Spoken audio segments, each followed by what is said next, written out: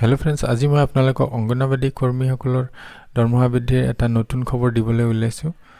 আপোনালোকে জানে যে অংগনবাদী কৰ্মীসকলে বহুত দিনৰ পৰাই চৰকাৰৰ ওচৰত দাবী জনাই আহিছে যে তেওঁলোকৰ দৰমহা বৃদ্ধি কৰিব লাগে, যিহেতু বৰ্তমানৰ তেওঁলোকৰ যি দৰমহা সেইটো বহুতেই কম।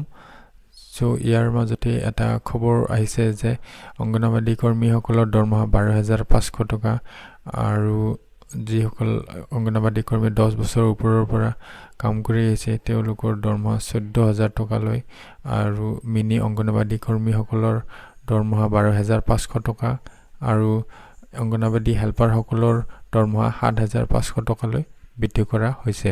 আচলতে এই দৰমহা বৃদ্ধি হৈছে হাৰিয়ানা ৰাজ্যৰ অংগনবাদী কৰ্মীসকলৰ বাবে। হাৰিয়ানা চৰকাৰে অংগনবাদী কৰ্মীসকলৰ এই দৰমহা বৃদ্ধি কৰিছে আৰু মই আশা কৰিছোঁ যে আমাৰ অসম চৰকাৰেও আমাৰ অংগনবাদী কৰ্মীসকলৰ দৰমহা বৃদ্ধি কৰি দিব, তেওঁলোকৰ দাবী পূৰণ কৰি দিব অতি সোনকালে। আৰু আমাৰ মাননীয় মুখ্যমন্ত্ৰী ডক্টৰ হিমন্ত বিশ্ব ডাঙৰীয়াও নিশ্চয় এই বিষয়ে চিন্তা কৰিছে।